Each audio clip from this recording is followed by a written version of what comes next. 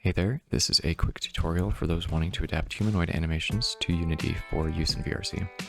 So before getting into this, you're going to want to have a lot of prerequisite knowledge regarding emotes, actions layer, and all that. If you don't know what this layer is, how to make use of it, and how to navigate it, go watch that video in my description or find a similar video on YouTube regarding action layer or emotes for VRC. So what this is mocap data. Normally an animation for VRC will just come as this little file that you can drag and drop wherever you want, but unfortunately this doesn't detach from the mocap prefab. One idea you might have is to unpack. That unfortunately does not help at all because the animation is still going to be bound to this reference, which is not our avatar. In order to remove this animation from our prefab, Control D to duplicate. You'll get a second copy that is separate. This, however, has all of its animation properties, bones, bone rotation, bone position, basically joints, and generally an avatar doesn't use bones to animate. You can make this work, but it'll take a few tricks such as throwing it in Blender, renaming the bones, or changing the pathing. So we are instead going to do this. We're going to go to the prefab, change the animation type to human, redo the entire rig, configure it to make sure it matches your avatar to some degree. I don't have hands on this data, I don't have my eyes obviously. This all looks good. So we're going to hit done. Once again, Control D, separate, and now we have animation in the form of animator data.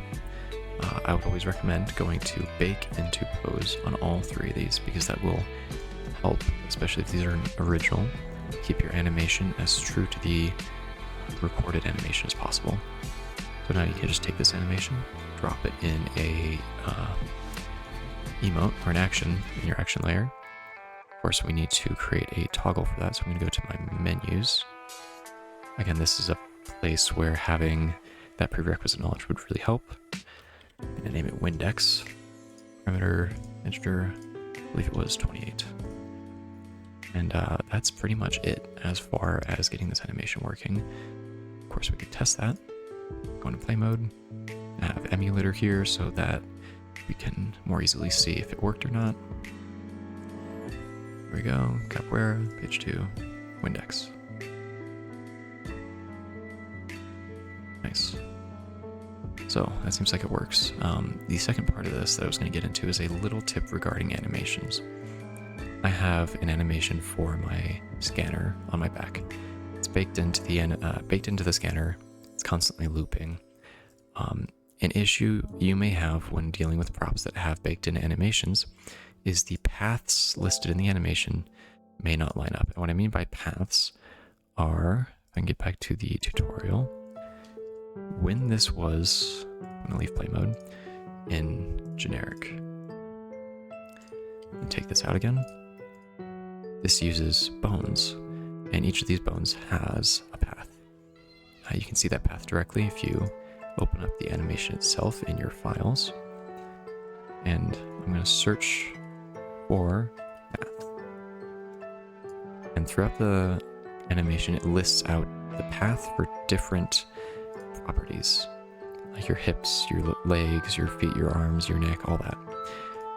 If you want to move an animation, or more specifically, if you change your armature, your paths, the things you're animating, if you change the names, if you move their position in the hierarchy, if you rename them, it may break the animation. So what I would recommend doing, if you can't otherwise recover that animation, or if it's too complicated like these animations here, go into the text file and you can rename these paths. You can do a replace. That's not the key for replace. Click on it. You can find, I'm just going to select this, path reference hips, and I can type in what I have. Nilo, V, what is it, 3.7.7 / place all. And what I just did is I replaced every single path that starts with reference hips with this. So that may not be exactly what you want because not every path is the same, obviously. But you can continue down from there and change each path do more. Oh, I also should put path in front of it. But you can see how this may work if you're working with an item animation.